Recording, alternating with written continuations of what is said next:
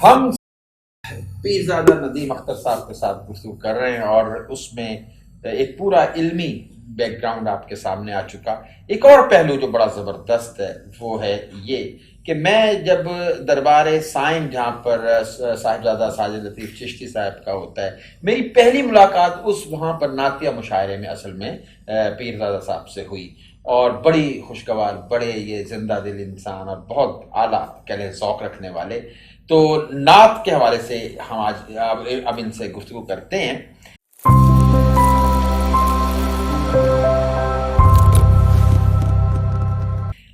پہلے یہ بتائیے کہ یہ شاعری کب سے آپ نے شروع کی، شاعری کا کب سے شوق؟ جیسا کہ میں نے آپ کو عرض کیا کہ حضرت پیر محمد کرم حسین رحمۃ اللہ تعالی علیہ جی مامو جان جو تھے، جن کا دربار منگانی شریف ہے، وہ مجھے نعت پڑھایا کرتے تھے، سکھاتے بھی تھے، اور وہاں سے پھر یہ اشتیاق ہوا. اچھا. پھر آگے بڑھتے میں نعت پڑھتا رہا کافی، مطلب بالکل ایک مکمل نعت خواں کی حیثیت سے. پھر اس طرف جو ہے سب سے پہلے جو میں نے جو کلام لکھا تو وہ میں نے اپنے والد صاحب کو دکھایا. اچھا. تو انہوں نے مجھے کہا کہ آپ کا یہ جو کلام ہے اس طرح ہمیں سمجھ نہیں آئے گا، آپ پڑھ کے سنائیں. اچھا. تو وہ میں نے پڑھ کے سنایا. صحیح. اور جب وہ انہوں نے دیکھا تو انہوں نے کہا جی کہ یہ بڑا اچھا کلام ہے، تو آپ جو ہے نا ہماری یہ خواہش ہے کہ آپ یہ لکھا کریں. اچھا. وہ آپ نے پہلے نعت ہی لکھی؟ جی پہلی نعت ہی. یعنی کبھی آپ غزل کی طرف نہیں گئے؟ میں کبھی غزل کی طرف نہیں گیا. اچھا. عام تاثر یہ ہے کہ غزل جو ہے وہ آپ کو بڑا پختہ کرتی ہے، آپ کے اندر تغزل پیدا کرتی ہے، اور ایک دو جیسے آپ کہتے ہیں کہ اکثر نعت گو وہ زیادہ بہتر لکھتے ہیں جو غزل بھی لکھتے ہیں، اچھا لکھتے ہیں. میرے کزن پیر محمد طاہر حسین، جی جی، وہ غزل بھی لکھتے تھے. اچھا. اور نعت بھی لکھتے ہیں. جی جی. ان کی تقریباً کم از کم کوئی 30-35 کے قریب بکس ہیں. ماشاء اللہ. تو وہ غزل بھی لکھتے. انہوں نے مجھے ایک دفعہ کہا تو غزل بھی لکھو. تو میں نے پھر وہ غزل کے مجھے اچھی طرح یاد ہے کہ میرے مطلع یاد ہو گیا کہ لبوں پر کرب کے لے کے ترانے، لبوں پر کرب کے لے کے ترانے، چلا ہے آج دل آنسو بہانے. واہ واہ واہ واہ، چلا ہے آج دل آنسو بڑا، کیا زبردست. تو وہ یہ میں نے وہ غزل لکھی. جی. تو ایک غزل یہ بھی تھی، نبض چلنے لگی دیکھتے دیکھتے، اچھا، عصر ہونے لگا دیکھتے دیکھتے، مطلب اس طرح کر کے تھی وہ. تو وہ انہوں نے بڑی پسند کی. اچھا. انہوں نے کہا کہ آپ یہ بھی لکھا کریں. آپ دیکھیں کہ پیر نصیر الدین بھی لکھتے ہیں، غزل بھی لکھتے ہیں، نعت بھی لکھتے ہیں. تو یہ کوئی یار نہیں ہے کہ آپ پیر زادے ہیں تو مطلب آپ غزل نہیں لکھ سکتے. صحیح ہے. تو پھر میں میرا سر جو ہے وہ رجحان نعت کی طرف، مناقب اور حمد کی طرف. اچھا. میری چونکہ آپ سے گفتگو رہتی ہے اس میں، اور میں نے کہنے کے بہت جگہ آپ سے رہنمائی لی ہے، مجھے کہنے کوئی آر نہیں ہے، الفاظ کے تلفظ کے لحاظ سے، بہور کے لحاظ سے، اوزان کے لحاظ سے. بالکل. یہ اس قدر ماہرانہ قسم کا علم آپ نے کیسے حاصل کر لیا؟ یہ اصل میں لوگوں کو علم میں نہیں ہوگا شاید ان کے، لیکن بہت آپ کا گہری دسترس ہے اس پر، الفاظ پہ. مثلا آپ دیکھتے ہیں نا، آپ یہ میں نے اس کے بعد بہت جگہ یہ جج کیا کہ جو ناؤن ہوتا ہے نا وہ نہیں لفظ دبنا چاہیے، وہ پورا، یعنی خزانے اگر لکھا ہے تو خزان نہیں آنا چاہیے، خزانے پرانے چاہیے. بالکل. یہ سارا کچھ کیسے حاصل کر لیا آپ؟ اصل میں جب آپ عربی پڑھتے ہیں نا خصوصاً، جی جی، تو وہاں پر الفاظ کی ہی چینجنگ ہے. جی. عربی میں دو طرح کے اعراب ہیں. اچھا. ایک اعراب بالحرکت ہے، اچھا، اور ایک اعراب بالحروف ہے. جو اعراب بالحرکت ہوتے ہیں وہ تو جیسے ہوگی پے ضمہ، فتحہ، کسرہ، تنوین، زبر، یہ ہے. اور حروف کی جو ہے جہاں پہ حروف چینج رہے. اچھا. جیسے آپ کرتے ہیں کہ مسلمن ہے، تو اس کی جو فارم آپ گردان بناتے ہیں مسلمن کی، تو مسلمن، مسلمن. صحیح. جب آپ اس کو تثنیہ ملائیں گے تو وہاں پہ مسلمین، مسلمین، مسلمین آپ کہیں گے. جب آپ اس کو جمع سالم میں لے کے آئیں گے تو وہاں پر مسلمون، مسلمین، مسلمین، یعنی اس لفظ کو بدلتے جائیں گے.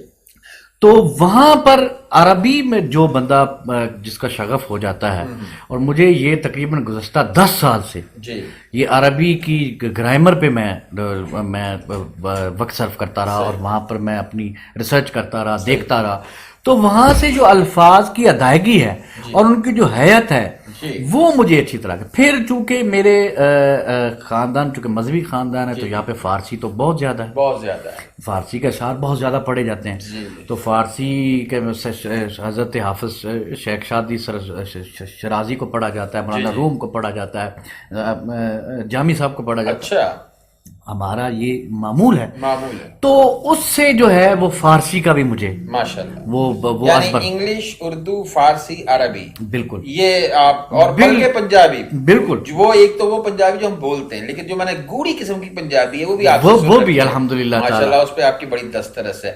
اچھا یہ بتائیے کہ آج کی نعت کہاں کھڑی ہے؟ آج دیکھیے لوگوں میں ایک تو جو جتنے بھی شعراء کرام ہیں، میرے نزدیک اصناف سخن میں جو سید الاصناف ہے جی وہ نعت گوئی ہے، نعت ہے جو سب سے بلند ہے، آبرو شاعری ہے، ماشاءاللہ، اور یہ وہ واحد چیز ہے کہ جس کی وجہ سے میں نے ایک دفعہ کہا تھا کہ سب اصناف سخن میں صرف صنف نعت ایسی ہے، اچھا، سب اصناف سخن میں صرف صنف نعت نعت ایسی ہے جسے آتا ہے وصاف نبی کو معتبر رکھنا، واہ واہ واہ، جسے آتا ہے وصاف نبی کو معتبر رکھنا، کہ اس کو اس سے جو عزت ملتی ہے جی جی، وہ آپ کو قدرے دوسری اصناف میں نہیں ملتی۔ صحیح بات ہے، اب آ جائیے کہ آپ کا جو سوال ہے میں اس کی طرف آتا ہوں۔ میرے نزدیک 3 چیزیں، جی اور اگر وہ 3 چیزیں مکمل ہیں تو آپ 4 چیزیں مکمل ہیں تو آپ کا بالکل ٹھیک ہے۔ سب سے پہلی بات تو بہور و اذان ہے، علم عروض تو مطلب فن ہے، فنی مہارت ہونی چاہیے۔ دوسری چیز ہے آپ کا مصادر سے استفادہ کرنا، بالکل، یعنی قرآن اور مصادر نعت جو ہیں، قرآن و حدیث و شمائل و مغازی کی، سیر کی کتب کی جو کتب ہیں ان سے آپ کا مطالعہ اچھا ہونا چاہیے، جس شخصیت کے متعلق آپ لکھ رہے ہیں اس کے متعلق آپ کا علم ہونا چاہیے کہ آپ لکھ رہے ہیں۔ اچھا، اس کے بعد آ جاتی ہے جو سب سے بڑی بات، وہ عقائد ہے، عقائد، یعنی عقیدہ جو ہے وہ درست ہو۔ عقائد میں 2 چیزوں کو چھوڑ سکتا ہوں لیکن عقیدے کو نہیں چھوڑ سکتا۔ اب یہاں پہ ہوتا کیا ہے کہ چلے جی ایک بندے نے بے وزن پڑھ دیا جی، کسی حد تک ہو سکتا ہے یار ابھی اس کو نہ پتا ہو، مبتدی ہو، ٹھیک ہے، لیکن اگر وہ عقیدہ غلط استعمال کرے گا، عقیدہ غلط کہے گا، قابل گرفت ہے، تو اب وہ جو صریحاً کام جو ہیں جو اللہ رب العزت کے لیے ہیں، جی جی، جو قرآن اور رسالت مآب صلی اللہ علیہ وسلم نے ہمیں جو ہے وہ اللہ رب العزت کے مختص ہیں، ان کا تخصص اللہ کے ساتھ ہے، ان چیزوں کو آپ رسالت میں جب لے آئیں گے یا رسالت کو اٹھا کے توحید میں ضم کرنے کی کوشش کریں گے تو وہاں پر آپ کا معاملہ خراب ہوگا، اور یہ سعادت صعوبت میں بدل سکتی ہے۔ واہ واہ واہ واہ، یہ اور دوسرا یہ لوگ عطا کا لفظ استعمال کرتے ہیں، میری ذاتی رائے یہ ہے کہ عطا وہ ہے جب آپ کو فنی مہارت آ گئی، بالکل فنی مہارت آ گئی، یہ بھی عطا ہے، بالکل ہے، جب آپ کو عقائد کی پاسداری آ گئی، صحیح، جب آپ کے کلام میں کیفیت پیدا ہو، صحیح، تو اب آپ لکھیں گے تو یہ عطا ہے۔ یہ عطا ہے، صحیح، اس کے علاوہ جو لکھے گا وہ حسب توفیق ہے، وہ حسب توفیق، اور عطا اور توفیق میں فرق ہے۔ یہ عطا کی آڑ کے پیچھے آپ جو مرضی لکھتے جائیں یہ نہیں، ایسا جائز نہیں اس ہے، کا مطلب آپ تنقید جائز سمجھتے ہیں نعت پر ان حوالوں سے؟ بالکل جائز ہے، صحیح، بالکل آپ دیکھیے نا، میں آپ کو بتاتا ہوں، اللہ کے رسول صلی اللہ تعالی وسلم کی ایک فرمان کے لیے علماء نے، آئمہ نے، ہمارے نے اتنے علوم و فنون جو ہے وہ وضع کر دیے۔ جی جی، ویسے ہی بھائی آپ کا علم اسماء و رجال آ گیا سامنے، اصول حدیث آ گیا، آپ کا سارا کچھ ایک رسول اللہ صلی اللہ علیہ وسلم کے فرمان کے لیے وہ اتنا زیادہ اہتمام کیا گیا۔ صحیح صحیح، ایسا ہی ہے، تو کیا عقائد کے لیے اہتمام نہیں ہے؟ بالکل ہونا چاہیے۔ اچھا یہ بتائیے، ہم اپنی نعت میں استغاثہ کرتے ہیں، بالکل، اس کو کس حد تک ہم لا سکتے ہیں؟ کیونکہ اس میں بھی بعض اوقات آپ دیکھتے کہ شرک محسوس ہوتا ہے۔ دیکھیے جو چیزیں، یعنی میں چاہتا ہوں اس کا تصور کیا ہونا چاہیے. دیکھیے قرآن نے جو فرمایا ہے کہ جس طرح وَإِذْ ظَلَمُوا أَنفُسَهُمْ جَاءُوكَ، جب یہ اپنی جانوں پر ظلم کر بیٹھے تو آپ کی طرف رجوع کرے. جاؤکا کا جو لفظ ہے اس میں بڑی وسعت ہے، جی رجوع کرنے کا حکم ہے. صحیح. اچھا، رجوع رسول صلی اللہ علیہ وسلم سے کیا جاتا ہے، جی اور آپ صلی اللہ تعالی علیہ وسلم جو ہیں وہ تمام امم کے وکیل ہیں. صحیح. میں آپ کو ایک چھوٹی سی مثال دیتا ہوں جو میں سمجھاؤں. سامعین اور جتنے لوگ ہیں یہ اس سے اختلاف کر سکتے ہیں، جی جی لیکن میں جو اب تک میری ریسرچ ہے جی جی وہ میں یہ سمجھاؤں، وہ سنیے ذرا.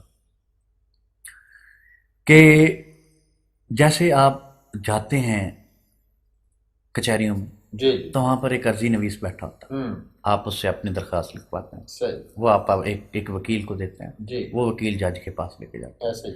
اگر اچھی عرضی نویس جو ہے وہ اچھی لکھے گا درخواست، جی تو سنوائی جلدی ہو. سنوائی جلدی ہو جائے گی. صحیح. تو میرے نزدیک جو صلحاء ہیں، جو اولیاء ہیں، جی یہ ہائی کورٹ کے وکیل ہیں، اچھا. اور انبیاء جو ہیں وہ سپریم کورٹ کے. واہ واہ واہ.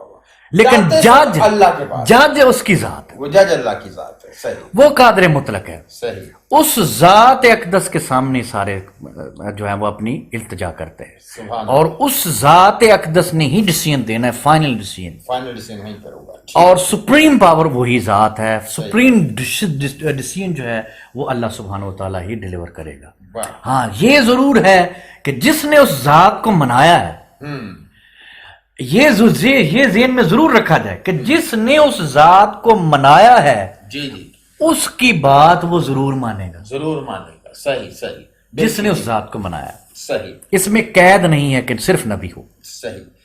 اچھا، ہم نعت میں دیکھتے ہیں کہ سیرت طیبہ اس کا ذکر ہونا چاہیے، اور پھر ایک نسبت، شہر کی نسبت ہے، آپ کے جو معاملات تھے، اشجار کا ذکر ہم کرتے ہیں، اور وہ جو ستون ہے حنانہ اس کا ذکر کرتے ہیں. بعض اوقات میں دیکھتا ہوں جدید شاعری کے تناظر میں کچھ عجیب و غریب سی چیزیں آتی ہیں کہ آپ اپنے دل کو مدینہ کہہ رہے ہیں، کوئی آپ کے یہاں پہ بھی گنبد خضرا بن گیا. اس کو کس حوالے سے آپ دیکھتے ہیں؟ سر پروفیسر صاحب، اس میں پرابلم یہ ہے کہ جب آپ کے پاس lack of knowledge creates problem, ٹھیک، علم کی کمی جو ہے وہ مسائل. بالکل. آپ مشاہدات پہ کب آتے ہیں؟ جی جی آپ ذاتی مشاہدات تب لائیں گے جب آپ کے پاس علم کی کمی ہوگی، صحیح. جب آپ مصادر سے نہیں استفادہ کریں. مصادر سے استفادہ نہیں. اگر آپ نے مصادر سے استفادہ کیا ہو تو آپ کبھی بھی اپنی ذاتی مشاہدات کو جی ان چیزوں میں نہ لے کے آئیں. صحیح. اب ہوتا کیا ہے کہ اپنے ذاتی مشاہدات، اپنی ذاتی ریاضت اور اپنی ذات کو جی وہ لایا جاتا ہے یہ دکھانے کے، ہاں یہ دکھانے کے لیے کہ دیکھیے جی ہم یہ مہان ہو گئے کہ دل مدینہ بنا لیا میں نے. جی جی ٹھیک ہے نا جی. اب آپ نے بنا لیا ہے جی تو وہ نظر بھی آنا چاہیے. نظر بھی آنا چاہیے. اب قول و فعل میں تضاد جو ہے وہ کیوں ہے؟ صحیح. قول و فعل میں تضاد ہوگا تو آپ کی کسی چیز میں برکت نہیں ہوگی. یہ تو پھر نعت گوئی ہے. نعت گوئی ہے. اور نعت گوئی میں آج کل 9 سربازیاں زیادہ ہو رہی ہیں. میں آپ کو صحیح بات کہہ رہا ہوں. واہ. وہ کیا ہے وہ سنیے. لوگ وہ نہیں ہوتے جو وہ شو کر رہے ہوتے، جو شو کر رہے. صحیح. رسالت مآب صلی اللہ تعالی علیہ وآلہ آلہ وآصحابہ وسلم سے محبت اللہ تبارک تعالیٰ کا حکم ہے. جی. اور رسول اللہ صلی اللہ علیہ وسلم کی محبت جو ہے وہ نوید خلد ہے. بے شک. رسول اللہ صلی اللہ علیہ وسلم کی جو محبت ہے وہ فوز عظیم ہے، وہ عالمین میں فلاح کا ذریعہ ہے. بے شک. رسول اللہ صلی اللہ علیہ وسلم کی محبت جو ہے وہ کامیابی کی کنجی ہے، مفتاح الکرم ہے. واہ. لیکن یہاں پر سمجھنے کی یہ ضرورت ہے کہ ہمیں رسول اللہ صلی اللہ تعالی علیہ وآلہ، اب حضور نبی کریم صلی اللہ علیہ وسلم کی ذات اقدس جو ہے وہ اتنا زیادہ اللہ کی عبادت کرتے تھے بے شک کہ اللہ کو روکنا پڑا. ایسا ہی. قم اللیل الا قلیل. بالکل. اللہ تعالیٰ کو یہ کہنا پڑا. تو حضور علیہ الصلوۃ والسلام کوئی یہ بتا دے کہ اللہ کے رسول صلی اللہ تعالی وسلم میں زندگی بھر اللہ تبارک و تعالیٰ کی اور انی عبدن شکورا، میں اپنے اللہ کا بندہ نہ بنوں. بالکل ایسے کہا. استفہامیہ صحیح لہجے میں فرمایا رسول اللہ صلی اللہ علیہ وسلم نے. اور رسول اللہ صلی اللہ تعالی وسلم نے ہمیں یہ درس دیا ہے، جی، ہمیں یہ سکھایا ہے کہ الہکم الہ واحد. واحد. صحیح صحیح. حضور علیہ السلام نے ہمیں یہ فرمایا ایسے ہی ایسے ہی. کل حسبی بالکل. اللہ لا الہ الا علیہ توکلت وہو رب العرش العظیم. یہ ہمیں حضور علیہ السلام نے سکھایا ایسا ہی ہے. اور حضور سے یہ کہلوایا گیا. اب دیکھیے یہ دیکھیے کہ یہ تو پھر حضور علیہ السلام کی ذات اقدس ہے. جد الانبیاء سے کہا جا رہا ہے. جی جی. ان سے کہا جا رہا ہے آپ اپنے منہ سے کہیں کل ان صلاتی و نسکی و محیایا و مماتی للہ رب العالمین. صحیح بات. اور اس کی ذات اقدس نے یہ چیز بالکل بتائی ہے, ہمیں یہ سکھائی ہے. ہمیں اس چیز کا ادراک ہونا چاہیے کہ خالق جو ہے وہ کسی جہت سے کسی زاویے سے مخلوق کا محتاج نہیں. محتاج ہے. وہ کسی زاویے سے بھی یہ نہیں ہو سکتا کہ ہم یہ کہیں کہ یہ جو جتنے اختیارات ہیں وہ ان کو ودیت کر دیے گئے ہیں یا دے دیے گئے ہیں, یا وہ اللہ کے کار میں مداخلت کر سکتے ہیں. من ذا الذی یشفع عنده الا باذنہ یعلم ما بین ایدیہم وما خلفہم. بڑا زبردست انداز ہے. منزل اللہ تبارک و تعالیٰ کی. آپ توحید پرست جب ہیں, آپ وحدانیت سے جب پھرتے ہیں, اب دیکھیے اللہ تبارک و تعالیٰ کتنے اہتمام کے ساتھ فرمایا. میں کہتا ہوں کہ اگر اس کو اگر آپ عربی جانتے ہیں تو اگر جب لا لگتا ہے نا کسی, وہ تاکید در تاکید ہوتی. ان الشرک لظلم عظیم. بہت ہی بڑا. اب یہ کہنے کا مقصد کیا ہے؟ شرک ہی ظلم عظیم ہے. بھائی آپ یہ کہہ نہیں سکتے کہ یعنی کہ آپ کہیں کہ ظلم عظیم کی جو ڈیفینیشن ہے وہ شرک ہے. اور حضور نے یہ فرمایا تھا اللہ کو اپنے باذن تعالی عز و جل, حضور نے فرمایا تھا میری امت اور سب کچھ کر سکتی ہے, شرک نہیں کر سکتی. تو جو شرک کرتا ہے وہ امت میں سے بڑا سادہ سمجھ. اچھا ایک سوال اور ہے. آپ نے فرمایا سیرت نعت میں لائی جائے. بالکل صحیح. اچھا تاریخ بھی یہی چیز ہوتی ہے, تو ایک شاعر اب کیا ایسا اس میں شامل کرے کہ وہ محض تاریخ نہ بن کے رہ جائے, شعریت بھی رہے؟ اب دیکھیے سب سے بڑی بات یہ ہے کہ شعریت جو ہے وہ معدوم ہوتی جا رہی ہے, معدوم ہوتی جا رہی ہے. کلام بہت ہیں, شعر نہیں ہو رہے. یہ ایک درست بات ہے. لوگ بڑی اب دیکھیے تراکیب سازی, نعت میں خصوصاً شاعرانہ حسن آفرینی, تخیل آفرینی, یہ معنی نہیں رکھتی. صحیح. آپ رسول اللہ کی سیرت کو نہیں نہ اجاگر کر سکے. آپ لوگوں تک رسول اللہ صلی اللہ علیہ وسلم کی سیرت کو نہیں نہ پہنچا سکے.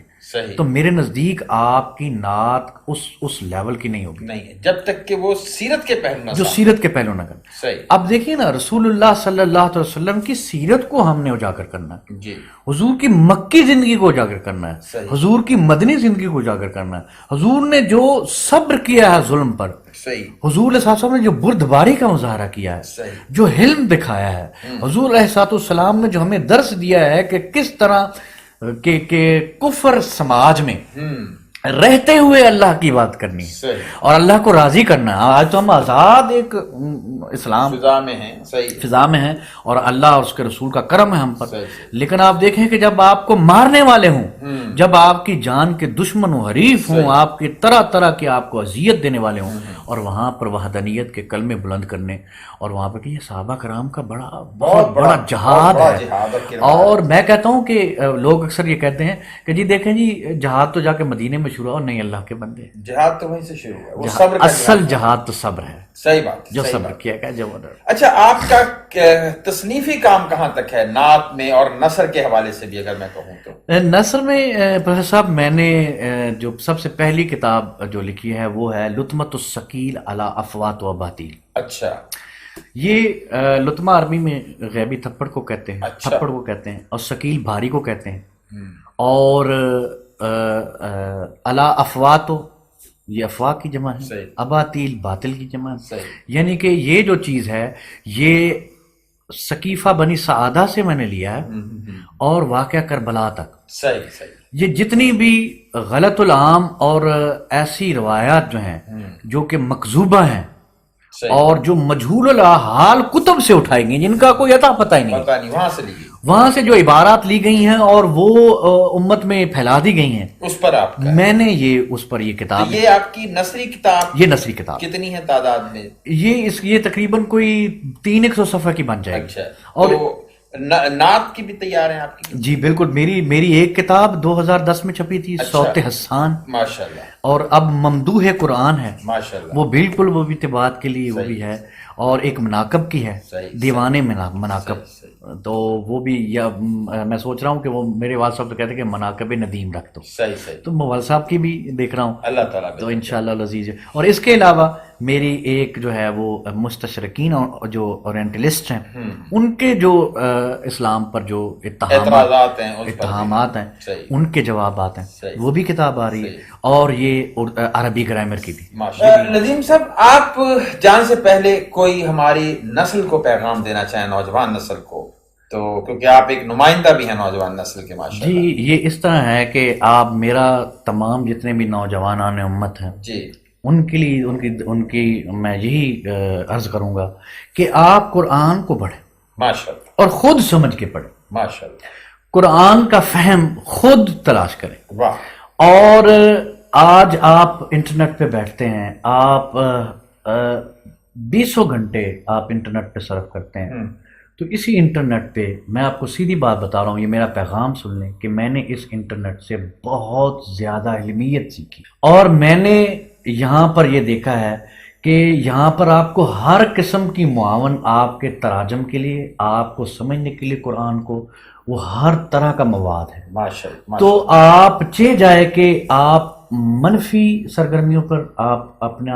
ٹائم صرف کریں، تو میری یہی گزارش ہے کہ آپ قرآن کو پڑھیں، اللہ کا میسج پڑھیں، یقین کریں کہ قرآن آپ کا ہاتھ پکڑ کر آپ کو کامیابی کی طرف لے کے جائے گا۔ اور آخر میں میں چاہتا ہوں کہ نعت کے اپنے کوئی اشعار ذرا ترنم سے، تاکہ آپ جیسا کہ جانتے ہیں کہ ماشاءاللہ بہت اچھی نعت بھی کہتے ہیں، تو وہ اسی کے ساتھ ہمارا پروگرام بھی ختم ہو جائے گا۔ جی، بسم اللہ۔ رخ مصطفیٰ کا جمال اللہ اللہ،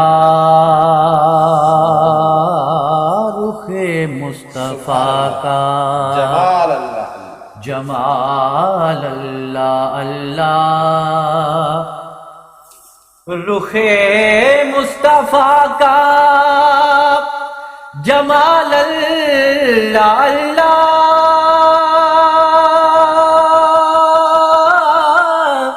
رخ مصطفیٰ کا جمال اللہ اللہ، ہے کونین میں بے مثال اللہ، ہے کونین میں بے مثال اللہ اللہ، رخ مصطفیٰ کا کٹے سر بھی جن کے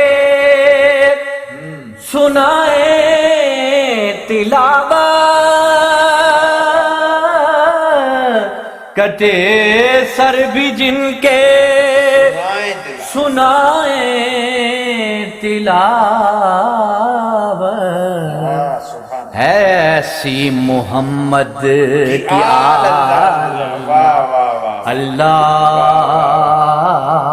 ایسی محمد، سبحان اللہ، سبحان اللہ۔ اور شعر دیکھیے گا، جی جی، جو زیر ستم بھی وہ یاد آئے صورت،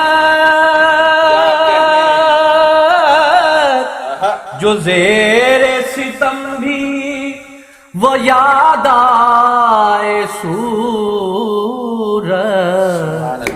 تڑپ کے کہے پھر بلال اللہ، تڑپ کے کہے بلال اللہ اللہ، رخ مصطفیٰ کا سبحان اللہ، جمال اللہ اللہ، اور مقطع اس طرح ہے، ندیم اس خدا نے بنایا ہی کب ہے، ندیم اس خدا نے بنایا ہی کب ہے جو وہ مصطفیٰ کی مثال اللہ جو وہ مصطفیٰ کی مثال اللہ رخ مصطفیٰ کا. بہت شکریہ ندیم پیرزادہ صاحب، اور سامعین کرام آپ کا بھی بہت شکریہ. ابھی بہت کچھ باقی ہے ان سے جاننا، انشاءاللہ ایک اور نشست رکھیں گے جس پر ابھی مستشرقین کے حوالے سے بات ہونی ہے. آپ کا اور آپ کی سماعت کا بہت بہت شکریہ. بارک اللہ.